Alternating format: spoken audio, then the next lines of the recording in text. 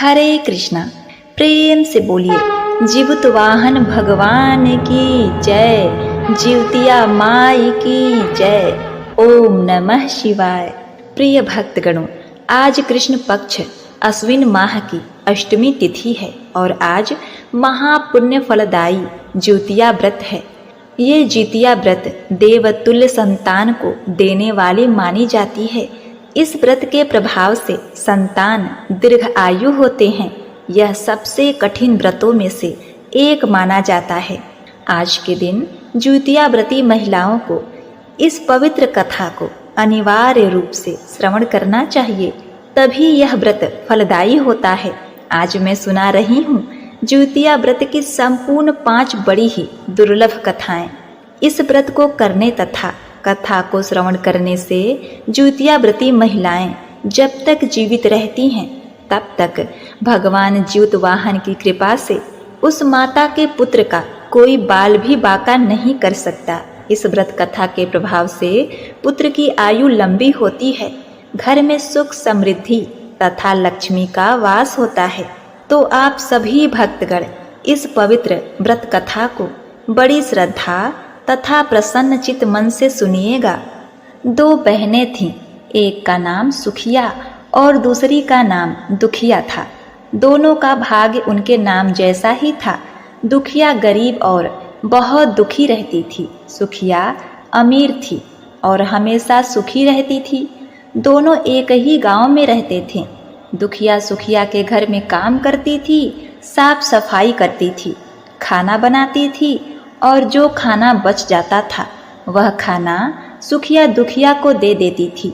इसी तरह दुखिया का घर चलता था। समय बीतता गया। दोनों के बच्चे थे। सुखिया को 2 पुत्र थे और दुखिया को भी 2 पुत्र थे। जब ज्योतिया का व्रत आया तो दोनों बहन ज्योतिया का व्रत रखती हैं। अब देखिए, दुखिया सुखिया के घर में काम करती थी। व्रत के दिन दुखिया ने सुखिया के घर जो चावल फटका था, चावल को साफ किया था, उसमें से जो खुद्दी निकला वह अपने लिए रख ली और साफ चावल सुखिया को दे दी। फिर साग को चुनती है, पत्तियों को डंठल से अलग करती है। बढ़िया साग सुखिया के लिए रख दी और जो डंठल था वह अपने लिए रखी। अब दुखिया ने सुखिया के घर सारा खाना बना दिया और अपने घर चावल की खुद्दी और साग की डंठल लेकर गई बनाने के लिए। खुद्दी का चावल और साग की डंठल बनाकर वह खाना अपने बच्चों को खिलाई और खुद भी खाई। उसके बाद दुखिया सोने चली गई। आधी रात में एक बूढ़ी औरत उसके घर पर आकर दरवाज़ा खटखटाती है तो दुखिया पूछती है, कौन है? तब बुढ़िया बोलती है, बेटा हम हैं। दुखिया ने उठकर फाटक खोला और पूछती है, अम्मा आपको क्या चाहिए? इतनी रात में आप यहाँ किस लिए आई हैं?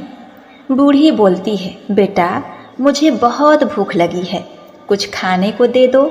दुखिया उसे घर के अंदर ले आती है और कहती है, हम लोग बहुत गरीब हैं, आज मैंने खुद्दी का चावल और साग की डंठल बनाया है, क्या आप खाएंगी? तो बुढ़िया माई कहती है, हाँ क्यों नहीं खाएंगे, हमें बहुत भूख लगी है, हम वही खा लेंगे। दुखिया अंदर जाकर खुद्दी का चावल और साग की डंठल लाती है, बूढ़ी को खाने के लिए दे देती है। बूढ़ी माई खाना खाने के बाद कहती हैं, मुझे अच्छे से कुछ दिखाई नहीं देता, इतनी रात के अंधेरे में मैं अपने घर कैसे जाऊंगी? तो दुखिया कहती है, कोई बात नहीं, आप यहीं पर सो जाइए, सुबह अपने घर चले जाइएगा। तो बूढ़ी दुखिया के घर में सो जाती है। फिर थोड़ी देर बाद उठकर बूढ़ी बोलती है, बेटा मुझे दीर्घ शंका पैखाना लगा है, कहाँ करूँ?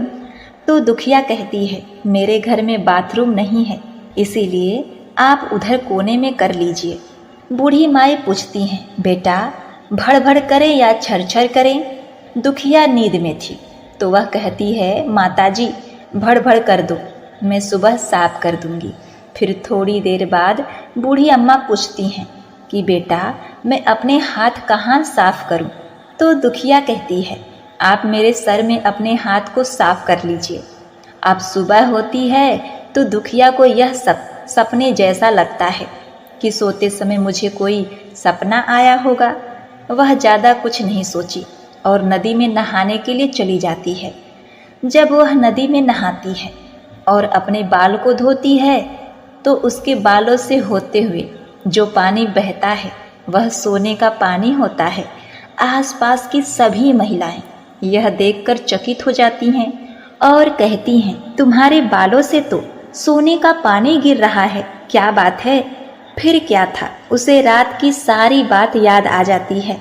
वह दौड़कर अपने घर की ओर भागती है, यह सोचकर कि उसका घर दीर्घ शंका से गंदा हुआ होगा, पहले उसको साफ करना होगा। जब वह अपने घर में जाती है तो देखती है कि घर के हर कोने में ढेर सारा सोना बिखरा पड़ा है। यह देखकर दुखिया बहुत ही खुश हो जाती है और सोचती है कि जीमूत वाहन भगवान की कृपा से जो मेरे घर रूप धारण करके आए थे, मुझे इतना आशीर्वाद दिया। अब दुखिया धनवान हो गई थी। अब क्या था, सुखिया के घर जाना और काम करना बंद कर देती है। दुखिया अब अपना व्रत पूरा करती है तो अपने पुत्र से कहती है कि जाओ मौसी के घर से तराजू लेकर आओ, यह नापने के लिए कि यह सोना कितना है। बच्चा बहुत खुशी से सुखिया मौसी के घर जाता है और तराजू मांगता है। सुखिया पूछती है कि तराजू पर क्या नापना है, तो बच्चा बोला, मेरे घर में बहुत ढेर सारा सोना है, उसी को माँ नापेगी। सुखिया कहती है, खाने के लिए तुम्हारे पास कुछ भी नहीं है और सोना नापेंगे, मुझसे झूठ कहते हो। तो बच्चा कहता है, नहीं, मैं झूठ नहीं बोल रहा हूँ। सुखिया सोचती है कि जब तराजू मांगी है तो कुछ न कुछ जरूर ही नापेगी, इसीलिए वह तराजू के पीछे गोद लगा देती है कि जो भी नपेगा वह थोड़ा सा इसमें चिपक जाएगा। अब देखिए, वह बच्चा तराजू लेकर अपने घर आता है। दुखिया जब तराजू पर सोना नापती है तो कुछ सोने का टुकड़ा उस गोद में चिपक जाता है। जब बालक तराजू लौटाने जाता है तो सुखिया उसको उलट पलट कर देखती है तो उसे तराजू में सोना लगा हुआ मिलता है। सुखिया सोचती है उसके घर में जरूर कहीं से सोना आया होगा, इसीलिए वह कई दिन से काम पर नहीं आ रही है। सुखिया उसके घर जाकर देखती है कि यह सोना कहाँ से आया। जब सुखिया दुखिया के पास जाकर पूछती है कि तुम्हारे पास इतना सारा सोना कहाँ से आया है, जिसके लिए तुमने तराजू मंगाया था नापने के लिए। प्रिय भक्तगणों, दुखिया उस रात की सारी कहानी अपनी बहन सुखिया को बताती है। दुखिया का मन एकदम सच्चा था, इसीलिए वह सब कुछ बता देती है। लेकिन सुखिया के मन में लालच आने लगा कि दुखिया के पास हमसे भी ज़्यादा धन आ गया। अब अगले साल जुतिया में मैं भी खुद्दी का चावल और डंठल की साग बनाऊंगी। फिर अगले साल जुतिया का व्रत दोनों बहन ने रखा। सुखिया के पास हर तरह का सुख था और धन भी था, फिर भी वह जितिया के दिन चावल फटक कर साफ चावल फेंक देती है और खुद्दी अपने पास रख लेती है। साग को तोड़कर पत्तियां फेंक दी और डंठल अपने पास रख ली और वही बनाई। पूजा पाठ करके सोने चली गई। फिर आधी रात में उसके घर में भी बूढ़ी अम्मा आई और दरवाज़ा खटखटाती हैं। सुखिया उनका इंतजार तो कर ही रही थी। वह तुरंत दरवाज़ा खोलकर बूढ़ी अम्मा को अपने घर के अंदर ले आती है। बूढ़ी अम्मा बोली कि मुझे बहुत भूख लगी है, कुछ खाने को दे दो। मैंने खुद्दी का चावल और डंठल का साग बनाया है। बूढ़ी बोलती है, कोई बात नहीं, मैं खा लूँगी। तो सुखिया परोस देती है। वह खाना खाने के लिए और सोने चली जाती है। बूढ़ी बोलती है, मैं घर नहीं जा सकती, मुझे दिखाई नहीं देता।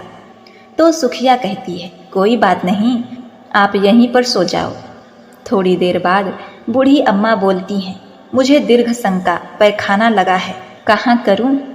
तो सुखिया कहती है कि वही कोने में कर लीजिए।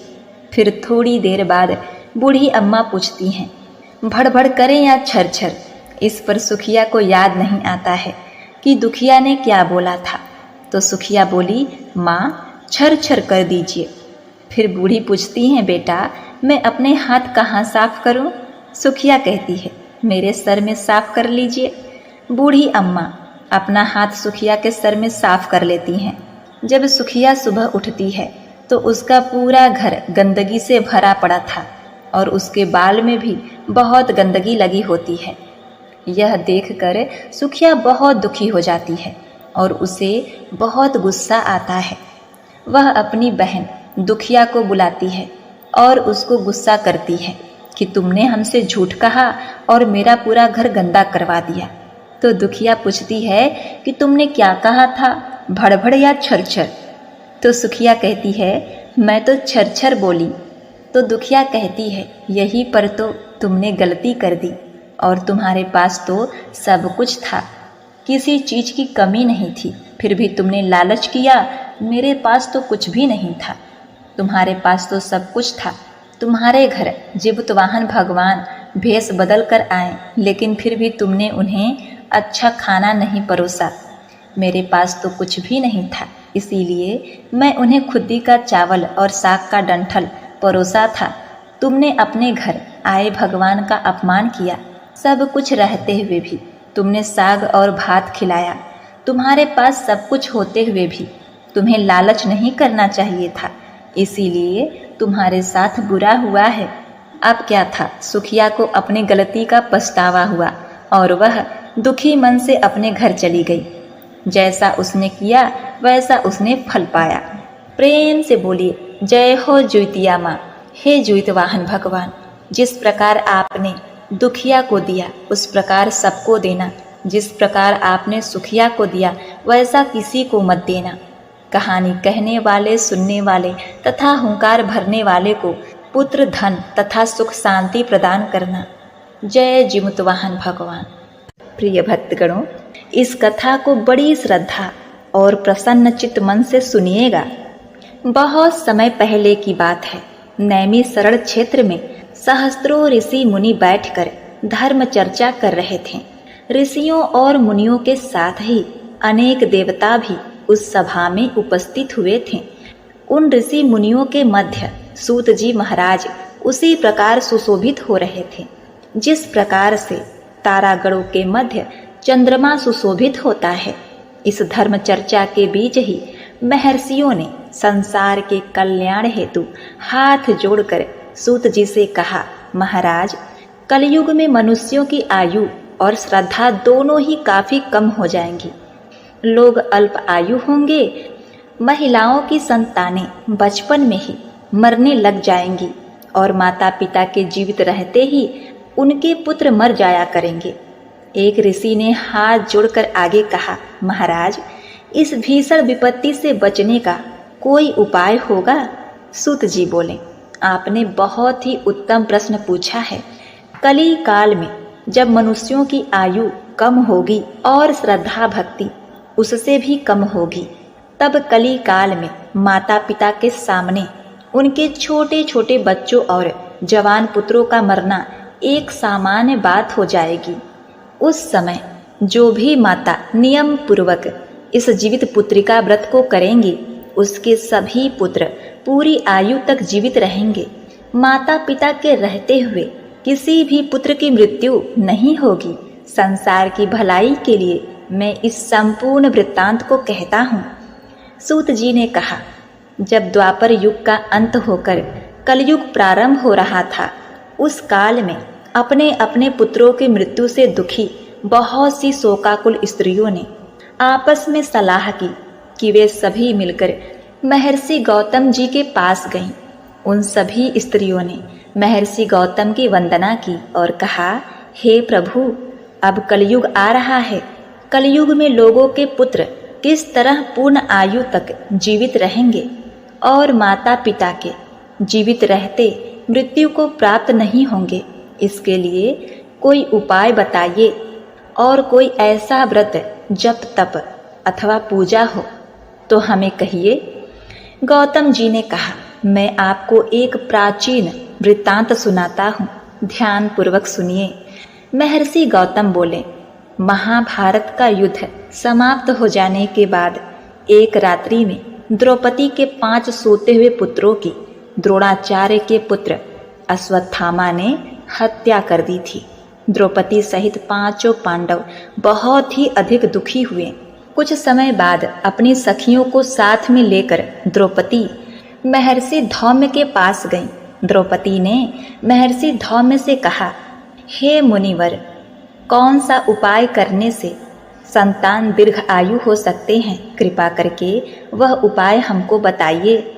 महर्षि धौम्य बोले, सतयुग में हमेशा सत्य बोलने वाला और सभी के साथ समान व्यवहार करने वाला जिमुतवाहन नामक एक राजा था। हमेशा सत्य आचरण करने वाला राजा जिमुतवाहन बड़ी ही साहसी और रहम दिल था। एक बार राजा जिमुतवाहन अपनी रानी सहित अपने ससुराल गया। वहीं एक रात ससुराल में सो रहा था कि उसे एक स्त्री के बिलख बिलख कर रोने की आवाज़ सुनाई दी। वह अपने पुत्र के लिए विलाप कर रही थी। वह स्त्री बुरी तरह रोते हुए बार बार एक ही बात कह रही थी कि मुझ बुढ़िया के जीवित रहते मेरा युवा पुत्र मारा गया। हाय, मैं क्या करूं? उस बुढ़िया का विलाप सुनकर राजा जिमुतवाहन को बहुत दुख हुआ। राजा ने बुढ़िया के पास जाकर उन्हें ढाढ़स बंधाया और रोने का कारण पूछा। बुढ़िया ने रोते हुए कहा, गांव में प्रतिदिन एक गरुड़ आता है और एक युवक को खा जाता है। आज मेरे पुत्र की बारी है। अब मेरा पुत्र उस स्थान पर जाएगा जहां गरुड़ आता है, जो मेरे पुत्र को खा जाएगा। मेरे जीते जी मेरा बेटा मर जाएगा। यह कहकर बुढ़िया जोर जोर से रोने लगी। अब देखिए, राजा जिमुतवाहन ने कहा, माता तुम रोवो मत। आज मैं तुम्हारे पुत्र के स्थान पर वहां चला जाता हूँ। इस प्रकार गरुड़ मुझे खा जाएगा और तुम्हारा पुत्र बच जाएगा। इतना कहकर राजा उस स्थान पर जाकर लेट गया जहां गरुड़ प्रत्येक रात्रि को आता था। तब समय पर पक्षी राज गरुड़ आए और चोंच से नोच नोच कर उनका मांस खाने लगे। जब गरुड़ ने उनका संपूर्ण बायां अंग खा लिया, तब जिमुतवाहन ने करवट बदलकर अपना दाहिना अंग गरुड़ के सम्मुख रख दिया। ये देखकर पक्षी राज गरुड़ बड़े आश्चर्य हुए। गरुड़ के मांस खाते समय जिमुतवाहन न तो रोया न ही चिल्लाया था और न ही उसने बचने की कोई चेष्टा की थी। आधा शरीर खाया जाने के बाद राजा अभी तक जिंदा था। गरुड़ जी को बड़ा आश्चर्य हुआ। गरुड़ जी सोचने लगे कि यह आदमी कोई साधारण मनुष्य नहीं, या तो देवता है या फिर कोई महान ऋषि होना चाहिए। गरुड़ जी ने राजा से पूछा, तुम मनुष्य तो नहीं जान पड़ते, क्या कोई देवता हो? तुम कौन हो? अपना नाम, कुल और निवास स्थान बतलाओ। पीड़ा से व्याकुल राजा जिमुतवाहन ने कहा, पक्षीराज, आपके ये प्रश्न व्यर्थ हैं। आप अपनी इच्छा अनुसार मेरा मांस खाइए और अपनी भूख मिटाइए। यह सुनकर गरुड़ जी को और भी अधिक आश्चर्य हुआ। गरुड़ जी ने अपने चमत्कार से राजा के शरीर को पूरा कर दिया। अब जिमुतवाहन पहले से भी अधिक स्वस्थ और सुंदर युवक बन गए थे। अब गरुड़ जी ने आदर पूर्वक राजा से उनका परिचय एक बार फिर पूछा। राजा जिमुतवाहन बोले, हे गरुड़ देव, मेरा नाम जिमुतवाहन है। मेरे पिता का नाम शालिवाहन और माता का नाम महारानी सौम्या है। हम सूर्यवंशी क्षत्रिय हैं। गरुड़ ने यह सुनकर गरुड़ ने कहा, हे राजन, मैं तुम्हारी दयालुता और त्याग की भावना देखकर बहुत प्रसन्न हूँ। तुम मुझसे कोई भी मनचाहा वरदान मांग लो। राजा ने कहा, हे पक्षीराज, यदि आप मुझे कोई वरदान देना चाहते हैं तो एक वरदान दीजिए कि आपने अभी तक जितने भी मनुष्यों को खाया है वे सभी जीवित हो जाएं। अब आगे से आप यहाँ के युवकों को न खाएं। यहाँ उत्पन्न होने वाले सभी बालक लंबी आयु को प्राप्त करें। गरुड़ जी ने तथास्तु कहा और उड़कर नागलोक चले गए। नागलोक से अमृत लाकर उन्होंने लाए हुए मनुष्यों के हड्डियों के ढेर पर डाल दिया, जिससे वे सभी मनुष्य जीवित हो गए। राजा जिमुतवाहन अभी भी वहीं खड़े थे। गरुड़ जी ने राजा से कहा, मैं आज संसार के कल्याण हेतु एक वरदान दे रहा हूँ। आज अश्विन माह के कृष्ण पक्ष की अष्टमी है। यह अष्टमी सप्तमी रहित और अत्यंत शुभ है। आज तुमने यहाँ की प्रज्ञा को जीवन दान दिया है और मेरे द्वारा खाए गए हजारों मनुष्यों को पुनः जीवित कराया है। आज से यह तिथि अत्यंत पवित्र और ब्रह्म भाव से युक्त हो गई है। मैं यह अमृत तीनों लोकों द्वारा पूजित भवानी दुर्गा जी से लाया हूँ। भवानी दुर्गा जी के द्वारा दिए गए अमृत द्वारा ही इन सभी मनुष्यों को जीवन दान मिला है। यही कारण है कि मातेश्वरी दुर्गा जी का एक नाम जीवित पुत्रिका भी है। गरुड़ जी ने आगे कहा, राजन, आज के बाद इस तिथि को जो स्त्रियां जीवित पुत्रिका माता के रूप में दुर्गा जी तथा कुसा नामक घास से तुम्हारी आकृति बनाकर दुर्गा जी के साथ साथ तुम्हारी भी पूजा करेंगी, उसका सौभाग्य और वंश निरंतर बढ़ता रहेगा। इस बात में जरा भी संशय नहीं। अपनी बात को स्पष्ट करते हुए गरुड़ जी ने कहा, हे राजा जीमूतवाहन, जिस दिन उदया तिथि अष्टमी हो अर्थात सप्तमी से रहित अष्टमी को ही ये व्रत करना चाहिए। सप्तमी युक्त अष्टमी को यह व्रत करने से इसका कोई फल नहीं मिलेगा। अतः शुद्ध अष्टमी को यह व्रत करके अगले दिन नवमी तिथि में ही इसका पारण करना चाहिए। यदि इन बातों का ध्यान न रखा जाए तो व्रत का प्रभाव नष्ट हो जाएगा। अब देखिए, जीमूतवाहन को यह वरदान देकर गरुड़ जी भगवान विष्णु के पास बैकुंठ चले गए। राजा जीमूतवाहन पहले तो अपने ससुराल आए और वहां से विदा लेकर अपनी पत्नी सहित अपने नगर में गए। महर्षि धौम्य ने द्रौपदी को यह संपूर्ण वृत्तांत सुनाने के पश्चात कहा, हे देवी, मैंने एक अतिशय दुर्लभ वृत्तांत तुमको सुनाया है। तुम मेरे द्वारा वर्णित विधि विधान से पूरी भक्ति भावना के साथ यह व्रत करो। इस व्रत में तुम दुर्गा जी तथा कुसा घास से बनाई गई राजा जीमूतवाहन की पूजा करो और नवमी को ही तुम्हारी सभी मनोकामनाएं अवश्य पूर्ण होगी। एक बार प्रेम से बोलिए, जीमूतवाहन भगवान की जय। जय माता ज्योतिया। ओम नमः शिवाय। प्रिय भक्तगणों, आइए सुनते हैं अब दूसरी कथा। नर्मदा नदी के पास एक कंचनवटी नाम का नगर था। वहां के राजा का नाम मलाई केतु था। उसी नर्मदा नदी के पश्चिम और बालुटा नाम की मरुभूमि थी, जिसमें एक विशाल पेड़ पर चील रहती थी और उसी पेड़ के नीचे एक सियारिन भी रहती थी। चील और सियारिन दोनों ही पक्की सहेलियां थीं। कुछ महिलाओं को जीतिया व्रत करते देख चील और सियारिन ने यह व्रत करने का संकल्प लिया और दोनों ही भगवान श्री जीमूतवाहन की पूजा और व्रत करने का प्रण ले लिया। जिस दिन दोनों को व्रत रखना था, ठीक उसी दिन शहर के एक बड़े व्यापारी की मृत्यु हो गई और उसका दाह संस्कार वहीं पर मरुभूमि पर हुआ। मुर्दा देखकर सियारिन को भूख लगने लगी और वह खुद को रोक नहीं पाई, जिसके कारण उसका व्रत टूट गया। परंतु चील ने खुद पर संयम रखा और पूरी श्रद्धा और नियम से अपना व्रत पूरा किया। अब देखिए, उस सियारिन ने तो मुर्दा खाया था, इसलिए उसका व्रत खंडित हो गया। वह सियारिन मुर्दा घाट पर से एक हड्डी उठाकर ले आती है और वह अपने मांद में छिपाकर धीरे धीरे रात को खाने लगती है। तब चील ने सियारिन से कहा, हे सियारिन बहन, तुम क्या खा रही हो? कट कट की आवाज आ रही है। तब सियारिन ने कहा, हे चील बहन, मैं क्या बताऊं, मैं दिन भर से भूखी हूँ और रात को भी भूखा रहना पड़ता है।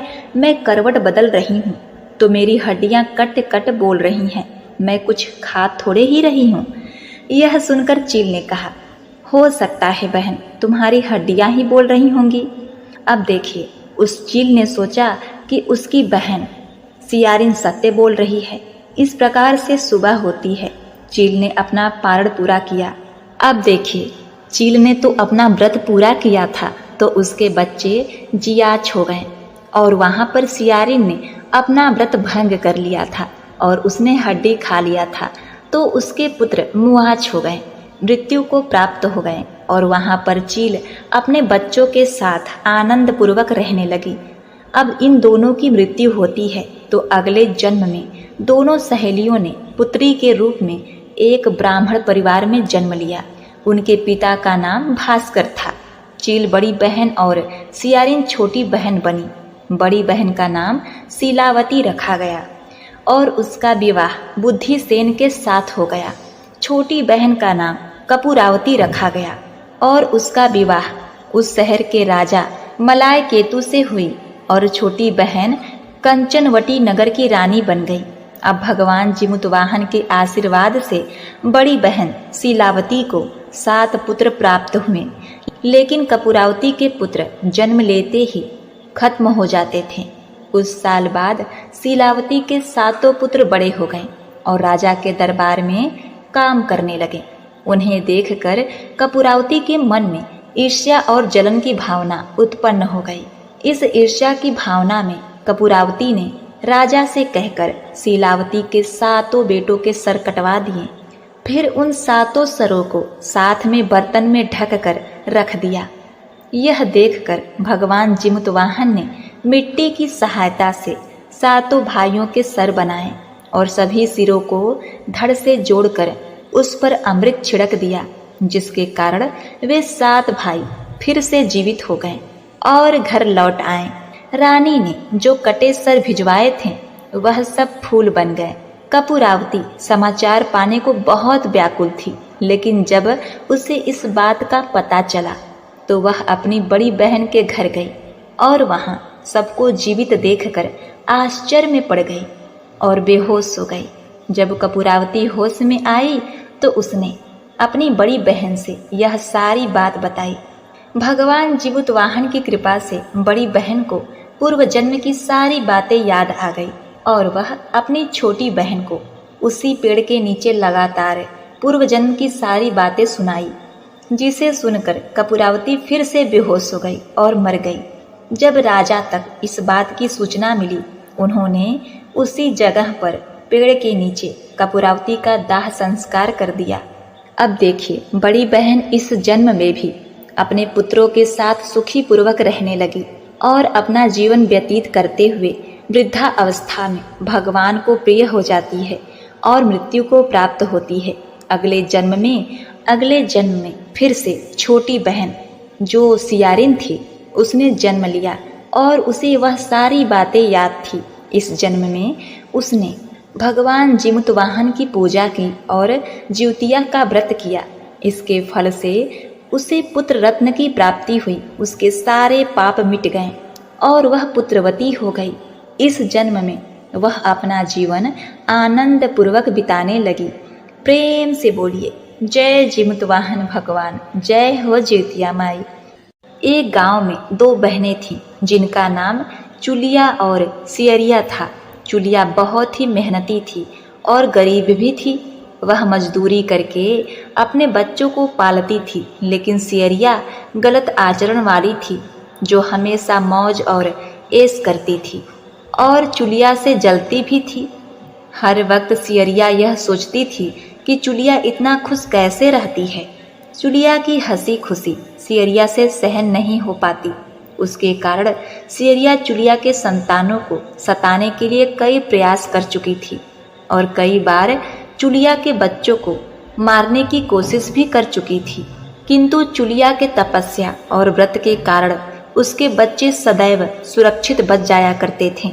एक दिन सियरिया चुलिया के सभी बच्चों को लेकर लकड़ी काटने के लिए गई। वहां जंगल में लकड़ी काटते काटते बच्चे थक गए और थोड़ी देर के लिए सो गए। बच्चों को सोते देखकर सियरिया ने सभी बच्चों का सिर काट दिया और टोकरी में रखकर वापस घर आ गई।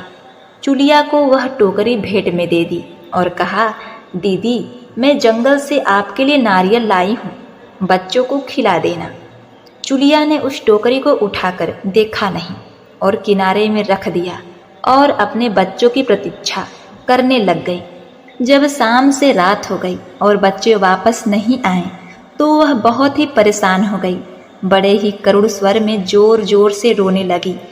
करुणा भरी स्वर को सुनकर पार्वती जी से रहा नहीं गया और उन्होंने महादेव से कहा, हे प्रभु, कोई दुखियारी बहुत रो रही है, उसके रोने में बहुत ही वेदना छुपा हुआ है, मुझे बर्दाश्त नहीं हो पा रहा। हमें चलकर देखना चाहिए कि कौन रो रहा है और क्यों रो रहा है। इस बात पर महादेव जी ने कहा, हे देवी, यह मृत्यु लोक है और यहाँ पर यह साधारण सी बात है। लेकिन पार्वती जी के हठ के कारण महादेव उनके सामने झुक गए और चुलिया के पास जाकर उसके रोने के कारण पूछे। महादेव जी के पूछने पर चुलिया ने अपने रोने का कारण विस्तार से बताया। शंकर जी ने जब ध्यान लगाया तो उन्होंने चुलिया के बच्चों को जंगल में मृत पाया, जिसके बाद शंकर जी ने पार्वती जी को अनुरोध किया और बच्चों को पुनः जीवित कर दिया। बच्चे नींद से उठकर मौसी को ढूंढ रहे थे, किंतु मौसी वहां नहीं आई थी। बच्चे डर कर घर आ गए और मौसी के सारे कार्य माँ के सामने बता दिए।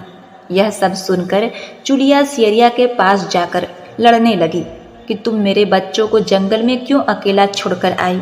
दोनों बहनों में लड़ाई शुरू हो गई और यह लड़ाई 7 दिन 7 रात तक चलती रही, किंतु इस लड़ाई का कोई हल नहीं निकला।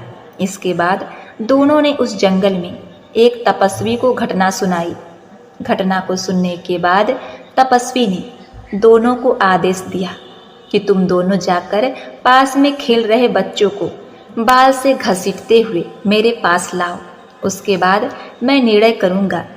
अब देखिए, चुलिया तो बच्चों की माँ थी, उससे बच्चों की पीड़ा देखी ना जा सकी। उसने महात्मा के वचनों का पालन नहीं किया, लेकिन सियरिया दौड़ती हुई गई और खेलते हुए बच्चों को बाल से पकड़कर खींचकर ले आई। जिसके बाद तपस्वी ने सियरिया को यह श्राप दिया कि हर जन्म में इसी प्रकार तू सदैव जलती रहेगी और दुखी होती रहेगी। जो महिला किसी बच्चे की पीड़ा और माँ की ममता नहीं जानती, वह जीवन भर धरती पर दुख भोगने के अलावा और कुछ नहीं पाती। ऐसा कहकर ऋषि ने चुलिया को आशीर्वाद दिया और कहा, चुलिया, तू सदैव पुत्रवती रहेगी, तेरे पुत्र तेरे आंचल में लगे रहेंगे, तू जब तक जीवित रहेगी तेरे पुत्र तेरे समक्ष दिखाई देते रहेंगे, तू अपना जीवन सुखपूर्वक व्यतीत करेगी। ऐसा कहकर ऋषि जी अपने ध्यान में लग गए और चुलिया अपने बच्चों को लेकर खुशी खुशी अपने घर चली आई। प्रेम से बोलिए, जय शिव शंकर, जय जिमुतवाहन भगवान, जय ज्योतिया माई, ओम नमः शिवाय। प्रिय भक्तगणों, अब आइए सुनते हैं 5वीं कथा, जिसे सुने बिना यह कथा अधूरी मानी जाती है। महाभारत के युद्ध में जब अश्वत्थामा अपने पिता की मृत्यु से बहुत दुखी थे और अपने पिता की मृत्यु का बदला लेना चाहते थे, जिसके कारण वह पांडवों के शिविर में घुस गए। शिविर में उस समय 5 लोग सो रहे थे, जिसके कारण अश्वत्थामा ने उनको पांडव समझकर खत्म कर दिया, उनकी हत्या कर दिया। यह माना गया कि सभी पुत्र द्रौपदी के पुत्र थे। जिसके बाद अर्जुन ने अश्वत्थामा को बंदी बना लिया और उसकी दिव्य मणि छीन ली, जिसके कारण अश्वत्थामा ने क्रोध में आकर अभिमन्यु की पत्नी के गर्भ में पल रहे शिशु को भी ब्रह्मास्त्र के जरिए मार डाला। जिसके बाद भगवान श्री कृष्ण ने अपने सारे पुण्य का फल उत्तरा की अजन्मी संतान को दे दिया और गर्भ में पल रहे शिशु को पुनः जीवित किया। श्री कृष्ण भगवान की कृपा से इस पुत्र का नाम जीवित पुत्र का नाम दिया गया। तब से लेकर आज तक संतान की लंबी उम्र के लिए और उनकी मंगल कामना के लिए हर साल माताएं ज्योतिया या जीवित पुत्रिका का व्रत रखती हैं और परंपरा के साथ उन्हें पूरा भी करती हैं। प्रेम से बोलिए, जिमुतवाहन भगवान की जय, जय ज्योतिया माँ, ओम नमः शिवाय। प्रिय भक्तगणों, उम्मीद करती हूँ यह कथा आपको बेहद ही पसंद आई होगी। अगर आपको यह कथा पसंद आई है तो आप हमारे चैनल को सब्सक्राइब, लाइक और शेयर करिए। कमेंट में जय माता ज्योतिया अवश्य लिखिएगा आपका जीवन मंगलमय हो और आपके पुत्र सदैव आपके आंचल में बने रहें। इसी कामना के साथ आपसे विदा लेते हैं। मिलते हैं नेक्स्ट वीडियो में।